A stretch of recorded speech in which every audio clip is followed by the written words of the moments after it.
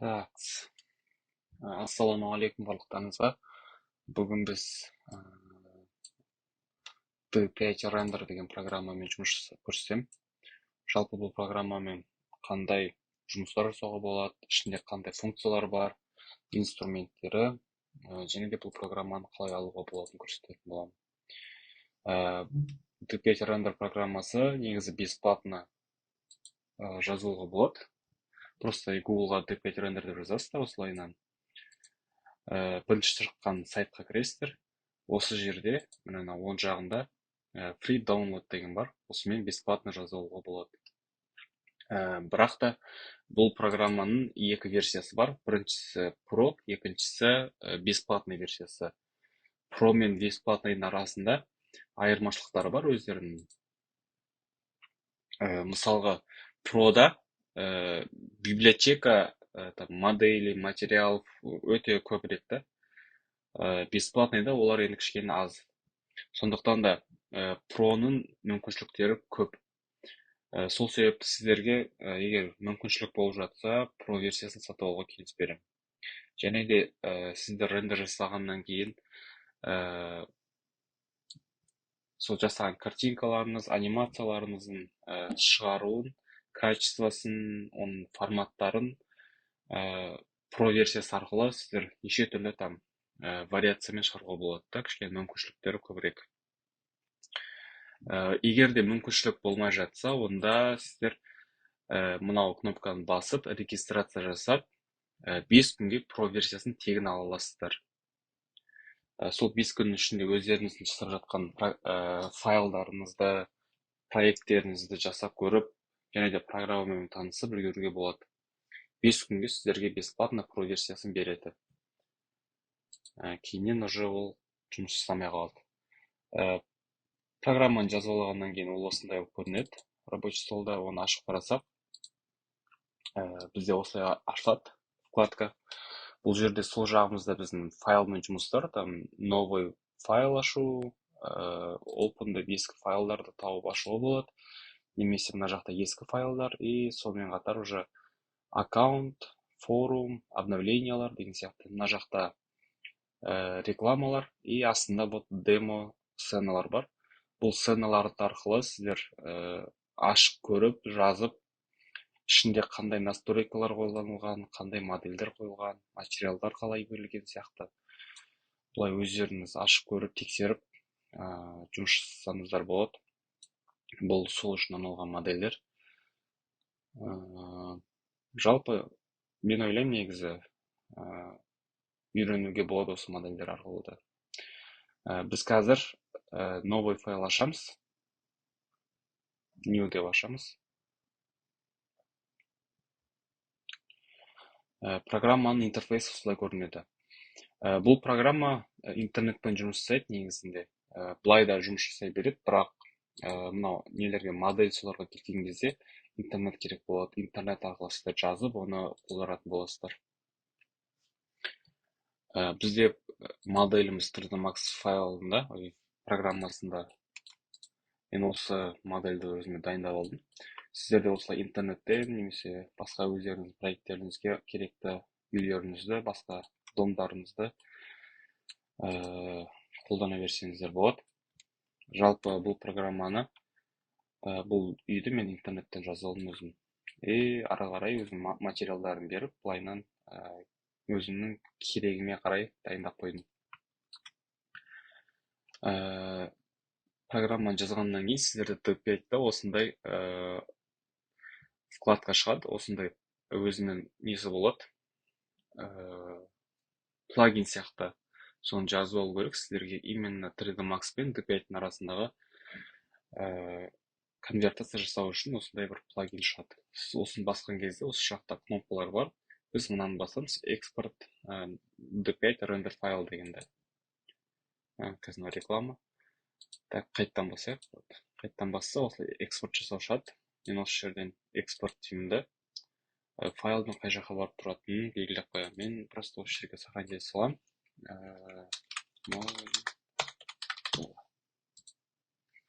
Вот осы D5 деген форматпен сохранить етемін. Экспорт болады қазір.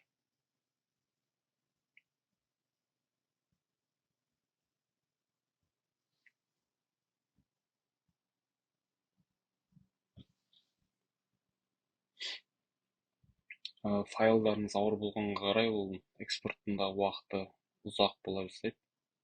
Сол себепті көріп, міне экспорт болды. Енді бұны жауып D5-ға кіреміз. Жаңағы файлымызды D5-ға салу үшін мынау сол жағымызда импорт деген кнопка бар, осыны басамыз. Жаңағы файлымыз табамыз да, вот Modern Villa деп тұр, D5 деген немен форматпен. Осыны открыть дейміз. Мына жерде загрузкасы басталады. Осы загрузкасы біткеннен кейін сценаға қоюға болады.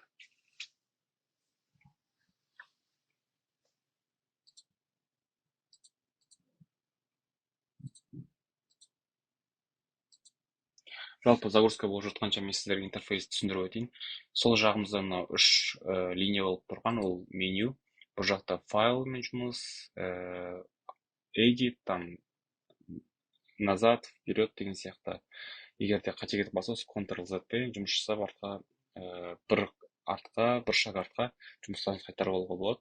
Және де мына view, сол сияқты осындай нелер, стандартный бүкіл программадағыдай меню болады. Мына жерде аккаунттарыңыз, егер де аккаунт ауыстырам десеңіздер, осы жаққа кіріп, шығып, қайтадан ауыстырсаңыздар болады басқа аккаунтқа. Мынау қасында тұрған бұл assets дейді, бұл жақта библиотека, қазір менде интернет сәл нашар болғандықтан шықпай тұр, бірақ осы жерде жалпы бүкіл библиотекасы бар, модельдер, материалдар, вот мынау эффекттер, HDRI карталар, барлығы осы жерден шығатын болады. Мына жақта сцена мен лист, новый сценалардың барлығын осы жаққа сохранить етесіздер, картинка барлығын. Қазір оның барлығын көрсетемін. Мынау слоймен жұмыстар. Және де мынау мысалы импортталған объекттер осы жерде тұрады, ал сценадағы объекттер мына жерге келіп түсетін болады, объект дегенге. Біздің оң жағымызда ең жоғарысында картинка бар. Осыны бассаңыздар, картинка жасауға арналған панель шығады. Мына жақта бізде кәдімгі картинка, панорама, угол обзора жақта нелер, настройкалар. И біздің форматымыз суретке керек 16:9, мысалы 1:1 деген сияқты осы форматтар таңдап жұмыс жасай берсеңіздер болады өздеріңізге керегін. Немесе сториске керек формат болса 16:9 таңдайсыздар да, мына жерден мына кнопканы бассаңыздар, былай 9-16-ға ауыстырып береді сіздерге. Осылай кез келген форматта былай гибкий түрде қолдана бересіздер. Мына жерде качествосы 2К, 4К, 16К дейін барады Pro версиясында. Бесплатныйда қателеспесем 2К мен шектелесіздер. И мына жерде карталар бұл. Мына бассаңыздар сіздерге список шығады. Альфа карта сияқты карталар болады, көбіне постапроводка кезінде қолданады. Кейіннен рендер жасап болғаннан кейін Photoshop сияқты программаларға салып, тағы да в дальнейшем постапроводка жасау болады. Сол үшін осындай карталарды шығарып, бірге рендерить етсеңіздер болады. И оң жағында вот рендер кнопкасы, және де мынау рендер queue деп аталады. Бұл бізде бір емес бірнеше картинканы рендер жасау керек болса, сіздер каждый картинкаңызды осыны басып, рендер queue деген жерге жібересіздер. Ол рендер queue дегеніміз мынау, осыны басасыздар. Осы жерде сіздерден уже бірнеше картинка шығады. Мысалы, барлығын таңдап алып, бірге рендер жасасаңыздар болады. Оның қасында бізде видео. Бұл жерде турасындай астында вкладка ашылады. Бұл жақта вот клиптерді қоса бересіздер, қанша клип керек. Мысалы, бірінші клип кадрларын таңдайсыздар, ол кадр таңдау үшін осыны басасыздар. Келесі кадр таңдау үшін қайтадан осыны басып, мына жерде секунды бар, мысалы, қанша секундтық видео керек сіздерге, кадр керек. Сол сияқты мынау камераның движениесін таңдау болады, линейный қылып, немесе басында пауза, аяғында пауза қылдар, өздерді гибкий түрде жұмыс жасай берсеңіздер болады. Бұл жақта вот оң жағында камераның анимацияның качествосы тоже 4К, 1080, MP4 файлмен, там 60 кадр в секунду, 30 кадр в секунду. Өздеріңізге қандай ыңғайлы керек, сол бойынша жұмыс жасай бересіздер. Мына оң жақта environment және effect деген екі пункт бар. Environmentте біз қоршаған ортамен жұмыс жасаймыз. Былай айтқанда, мынау аспан, погода, бұлттар сияқты бүкіл немен осы жерден управлять етеміз. Қазір мен енді моделімді бірінші қойып алайын. Мына жаққа бір рет басамыз. Загрузка болады.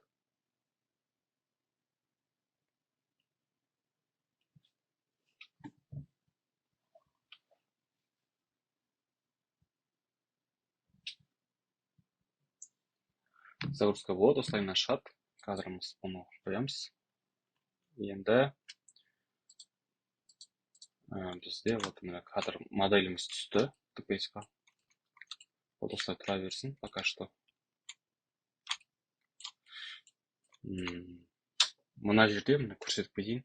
Екі вкладка бар интерфейсінде, Geo on Sky және HDRI деген. Бұл бізде аспанмен жұмыс жасаймыз, және освещениемен. Geo on Sky мен өзімізге қалаған күннің положениясын қоя аламыз да. Мысалы, таңғы 7:36-ға қоюға болады, там рассветке, закат, түнгі не секілді. Былайына күнді неше түрлі градустарына бұрып қарауға болады. Өзімізге қалай ыңғайлы, сондай форматқа қойып аламыз да, жұмыс жасай береміз. Оның қасында мына жерде 3 точка тұр, осыны бассаңыздар, тағы да дополнительный настройкалар шығады. Бұл даже айдың уақытын таңдауға болады, күнін деген секілді. Әр мезгілде күн әртүрлі градуспен түсетін болады, сол секілді мына жақта да детальный настройка жасасаңыздар болады. Оның астында sunlight intensity деген бұл күннің интенсивності, күннің түсу күші. Міне көріп тұрсаңыздар, қатты түсіп жатыр күн, азайтқан сайын күннің күш қуаты азая бастайды. Сол себепті осымен управлять ете бересіздер. Оның астында мынау күннің радиусы бізде қарасаңыздар, мынау күн бізде үлкейіп кішірейеді. Күннің радиусы неге әсер етеді десеңіздер, күннің радиусы үлкен болған сайын біздің көлеңкеден, объекттерден беретін көлеңкеміз мягкий болып түседі жерге. Қарасаңыздар, мынау углдары мягкий барлығы. Ал күн кішкентай болған сайын ол бізге осындай детальный, острый теңдер береді, көлеңкелер. Сол себепті осындай мақсатта қолданамыз негізі күннің несін. Мягкий көлеңкелер қалаған кезде біз кішкене күннің радиусын үлкейтеміз да осылай. Ал қысқа керек кезде төмен қалдырамыз. Сонда бізде более детальный, острый теңдер түсетін болады. Бұл осы бірінші вариант. Күнді қолданатын және де custom sun деген бар. Оны қоссаңыздар, уже жаңағындай курсор емес, басқаша, бірақ тоже сондай вариантта күнді бұлай гибке қолдана берсеңіздер болады. Маған өзіме осы ыңғайлы. Енді күн босқа қойып алайық. Енді екінші параметр болғанасында бізде cloud деп тұрған, бұл бұлт. Аспанда бұлттармен управлять ете беруімізге болады. Жалпы D5 рендер программасы басқа программаның айырмашылығы реальном времени сіздерге рендер жасап отырады. Сол себепті сіздер қазір қалай көріп тұрсыздар, рендерларыңызда тура осындай картинка шығатын болады. Енді мысалы анимация сондай жасау үшін бізге движение маңызды да, сол себепті мына жерде мынандай кнопка бар. Осыны бассаңыздар, динамичный болып тұрады бүкіл сцена. Мысалы бұлттарымыз қазір қозғалып тұр. Бұл бұлттарды управлять етуге болады. Мысалы мына жерде ең бірінші бұл бұлттардың количествосын мысалы мүлдем алып тастауға болады, тап-таза қылдырып көбейтуге болады. Там неше түрлі нелер бар, настройкалар бар. Осының барлығын қарап отырып жасайсыздар. Мысалы высотасын төмен түсіріп қоюға болады, бұлттарды жоғары көтеріп тастауға болады. Мысалы анау күннің бұлттардың қозғалысын жылдам қылуға болады осылайынан. Немесе жай қылдырып тастауға болады. Олардың направлениясын өзгертуге болады. Мысалы өздеріңізге керек, қандай бұлт керек, соны кез келген жасап алуға болады негізінде. Одан кейін оның астында бізде fog деген бар. Бұл бізде тұман. Тұманның настройкалары, мысалы тұман қалың болуға болады, высотасын көтеріп қоюға болады. Мысалы қазір мен кішкене қараңғы қылдырып көрсетейін сіздерге. Төмен, жоғары, солай бүйтіп өзгерте берсеңіздер болады. Өздеріңізге қандай туман керек, барлығын управлять етуге болады. Мысалы, мына жерде volume light деп тұрған, бұл сіздердің күндеріңізден түсіп тұрған жарықтың более объемный қылдыру. Осыны қоссаңыздар болады. Сол кезде мысалы күннен түсіп тұрған жарық сіздерге осындай эффект береді да, осындай кішкене объемный свет секілді. Бұны да негізі дұрыс қолдансаңыздар, әдемі эффект шығаруға болады сонда. Оның астында жел бізде желдің вот күшін, направлениесін өзгертуге болады. Және де атмосферные осадки. Бұл бізде жаңбыр, сол жағында, оң жағында қар. Екі объект бар, осы мысалы қардың күші, бізде жердегі қардың количествосы, көлемі, мысалы алтысы қар жауып жатады, бірақ жерде қар жоқ деген секілді. Мысалы былай көбейтсек, онда полностью қармен жауатын болады. Мысалы машинаның үстіне дейін қар жауып тастаған. Енді мынау астындағы snowflake size деген, бұл жауып жатқан қардың размері. Мысалы ең үлкеніне қойсақ, онда үлкен қарлар жауады жапалақтап. Ал төмен болсақ, онда уже майдалап солай жауа бастайды. Бұның барлығын осылай управлять етсек болады. Сол себепті әр адамға былай индивидуально қолданатын эффекттер ғой. Мысалы судың барлығын осылай управлять ете бересіздер. Енді мына жерде HDRI деген бар. Бұл HDRI дегеніміз аспанның карталары. Бұл жерде бізде уже бұлттарды өзгертпейміз. Бұлай жалпы дефолтный өзінің карталары бар, DP программасын, немесе өздеріңіз custom деп жеке HDRI карталарыңызды қоса берсеңіздер болады. Мысалы, осылай қойып аласыздар. Бұл жақта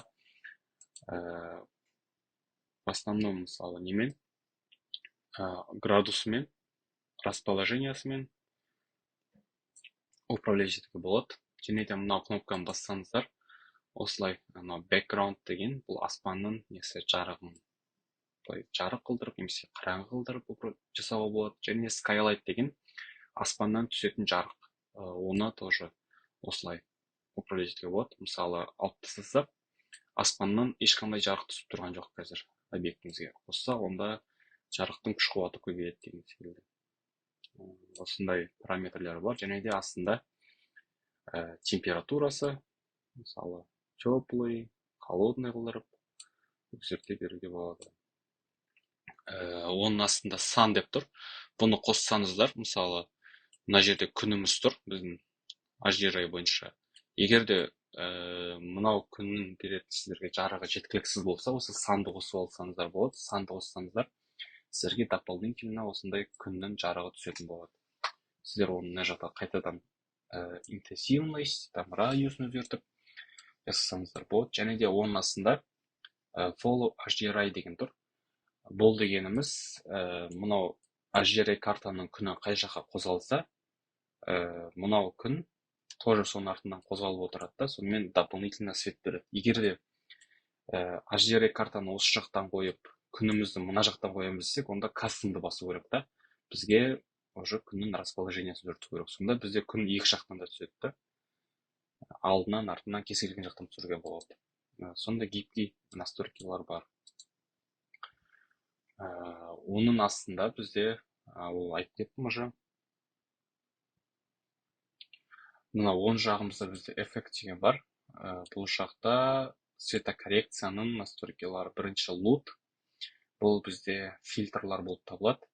LUT дегенде мына өзінің дефолтный нелері бар. По умолчанию фильтрлары, осындай фильтрлары бар. Мысалға осылай қойып, интенсивностьін қосып, көтеріп, қолдана берсеңіздер болады. Немесе өздеріңіздің кастомный тоже қоссаңыздар болады. Мына жақта постапроводкаға арналған настройкалар, цветокоррекцияға, экспозиция, контрастность деген секілді. Гибкий түрде негіз жасай береді. Мына жерде экспозиция бізде автода тұр. Негізі мен автоға емес, былай өшіп тұрсам, өзіме керек экспозицияны қойып жұмыс жасаймын. Себебі авто әр кезде әрқалай жасайды. Мысалға осы кезде жарық болып тұрса, мына жерге барсам, мысалы қараңғы болып кетуі мүмкін деген сияқты. Өзі автоматически көтеріп түсіріп отырады. Сол себепті ол кейде қате шығып қалуы мүмкін. Сондықтан да мен всегда осындай нені қолданамын. Авто емес, ручной қолданамын. Мына жерде тағы айта кететін бір инструмент бар, ол lens flare деп тұр. Бұл бізде күннен түсетін нелер, мындай бликтар болады. Мындай бликтар. Осындай бликтарды осы арқылы түсірсек болады. Оның ішінде bloom деп тұр. Бұл бізде мынандай жарқырататын былай осындай эффект береді элементтерге. Мысалы қарасаңыз, мына жер жарқырап тұр да, bloomды өшіріп тастасақ, ондай уже эффект болмайды. Lens flare деген бар. Bloom, және де оның астында виньетка. И chromatic aberration деген бар. Бұны көп қолданбаймын, енді бұл кез келген адамға келе бермейтін шығар, мүмкін определенный бір задачаға болмаса, көріп тұрғандарыңызда осындай эффект береді. И астында насыщенность.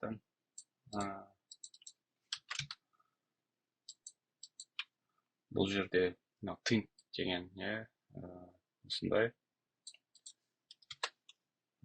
жаңағындай температура, свойства, контраст, highlight оларды түсінікті деп ойлаймын.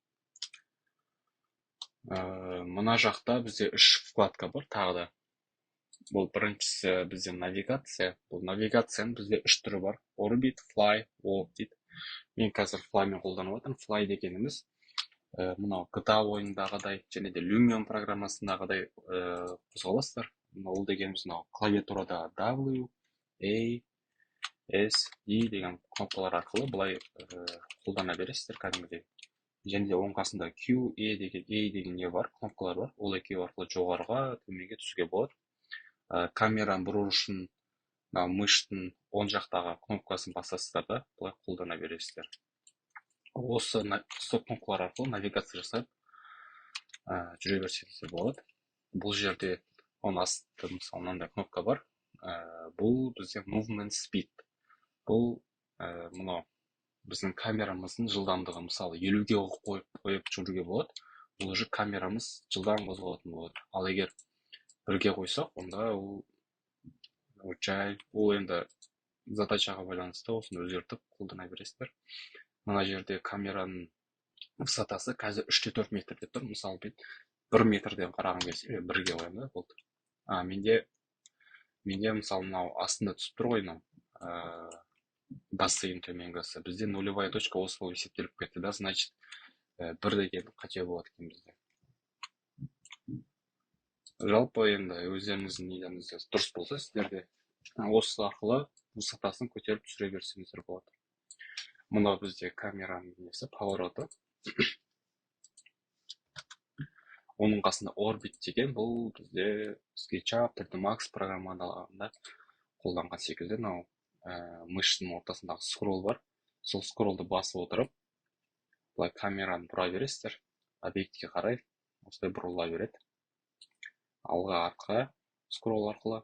Және де бұлай қозғалу үшін, удержание жасау үшін Shift кнопкасын басып тұрып, скроллды басасыздар, сонда бұлайнан удерживать етеді да, осылайнан оны жіберсеңіздер бұлай бұрады. Shift бассаңыздар, осылай ұстайды. Осылайнан навигация жасайсыздар. Қалай ыңғайлы, сіздерге сол арқылы қолдана бересіздер. Walk дегеніміз, ол бізде уже адамның жүрісі арқылы секілді былайнан қозғалуға болады. Мен көбінесе Flyмен қолданамын. Оның қасында display дейді, бұл бізде отображение болады. Және айтқанымдай, мына real time quality дейді. Мысалы, егер осыған қойып қойсаңыздар, F1 арқылы қозуға болады, және де F2 арқылы наған өзгертуге болады. Бұл жерде отображение. Егер компьютерларыңыз мықты болып, сценаларыңыз жеңіл ашып жатса, онда осыған қойып жұмыс жасай беріңіздер. Егер көтермей жатса, онда осыған қойсаңыздар, кішкене жұмыс жасаған кезде сіздерге жеңіл болады. Бірақ рендерге жасаған кезде осындай качествомен шыға береді. Сол үшін осылай ауыстырып отырып жұмыс жасауға болады, егер файлдарыңыз ауыр болып жатса. Мына жерде тоже отображениенің вариантта, мысалы осындай wireframe дейді, бұл бізде полигондардың барлығын көрсетеді. Мынау бізде осындай материалсыз, просто. Мынау жаңағы айтқандай динамик дейді, бұл бізде бүкіл анимацияның барлығын өшіреді.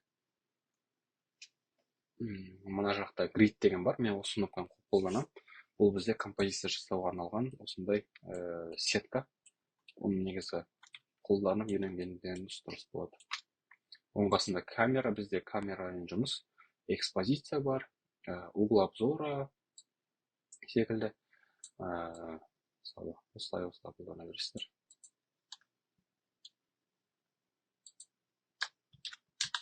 Отыз беске қойып қойсаңыздар болады. Әр қалай қолдана бересіздер, өзгертіп. Оның астындағы кнопка, мысалға, осылайынан сіздер камера алғыларыңыз келеді, бірақ алдынан бір объект кедергі болып тұрса, осындай мысалы забор сияқты. Оны алып, мына кнопка арқылы мынаны бүйтіп жылжытсаңыздар, осылайынан өшіре береді. Мысалы, қазір 373 дейін өшіріп тұр. Бізде көтере берсек, онда былайынан кете береді машинаға дейін. Бұл себепті осылай керек жеріңізге дейін алып тастап, былай камераны қозғалтып суретке түсіре берсеңіздер болады. Оның артында, қазір мен алып тастай салайын. Оның артында бізде глубина резк, сіз оны қоссаңыздар, размытие береді. Бұл да өте жақсы эффект. Мысалға, мына жерден фокус таңдасаңыздар болады. Фокусты машинаға қойсақ, ең астында күші бар, бұл фокустың размытияны көтерсек, мысалы, бізде передний план уже более размытый болады. Ал егерде біз фокусты заборға ауыстырсақ, онда біздің задний фонымыз полностью размытый болады, және де оның күш қуатын былай осымен ауыстырып жасай берсеңіздер болады. Немесе фокус керек болмаса сіздерге мынау арқылы сіздер нені өзгерте берсеңіздер болады. Бұл жерде не отыр, мысалы метр, 1 метрдегі объектке осындай фокус жасап тұр. Немесе 20 метр десек, ар жаққа да кетеді уже. Солай өзгерте беруге болады. Мына жақта бізде перспектива және де 2 точки перспектива деген кнопкалар бар. Перспектива деген қазір қолданып жатқанымыз, 2 точки перспектива дегеніміз, ол уже қарасаңыздар, углдардың барлығын түзу қылдырады. Негізінде суретке түсірер кезде осындай адамның бойымен, осындай человеческий ракурстан суретке түсіргенде осы 2 точкиді қосып, ұмытпай осыны обязательно қосып суретке түсіріңіздер. Перспективада осылай тұрса, сол 2 точкиді осылайынан углдардың барлығын вертикаль бойынша түзу қылдырып береді. Оның астында бізге фасад сияқты заттарға керекті кнопкалар, диктор, топ, front, left деген сияқты, back, right, осындай диктор фасадқа керек. Бұл мен ойымша көбіне біз қазір перспективамен жұмыс жасай береміз. Жалпы интерфейс осындай кнопкалардан тұрады. В основном мына жерде тағы да бұл программа искусственный интеллектті қолданған. Мысалға, егерде бір интернеттен сурет көріп қалып, сол суреттің атмосферасын тура өзіңіздің рендеріңізге қолданғыңыз келсе, мына кнопканы басасыздар да өздеріңіздің интернеттен алған суреттеріңізді енгізсеңіздер, сіздерге турасында бір похожий атмосфера жасап береді осы искусственный интеллект. Сондай нелер бар, мүмкіншіліктері бар. Мына жерде бізде студия деп аталады. Бұл мысалы мынаған бассаңыздар, нелер бар, неше түрлі эффекттер бар. Мысалы, осыларды жазып алып, сіздер осы эффекттер жазып алып, мысалы, экстерьер сани дейді. Бұл дегеніміз, солнечный мынандай осындай атмосфера. Барлық настройкасы дайын тұрған нелер ғой, жаңа лут сияқты, фильтр сияқты дүниелер. Осыларды жазып алып, өздеріңіздің проекттеріңізге қолдансаңыздар болады. Жалпы программаның мүмкіншіліктері осындай. Қазіргі келесі этапта біз уже өзіміздің рендерімізді жасауға кірісеміз.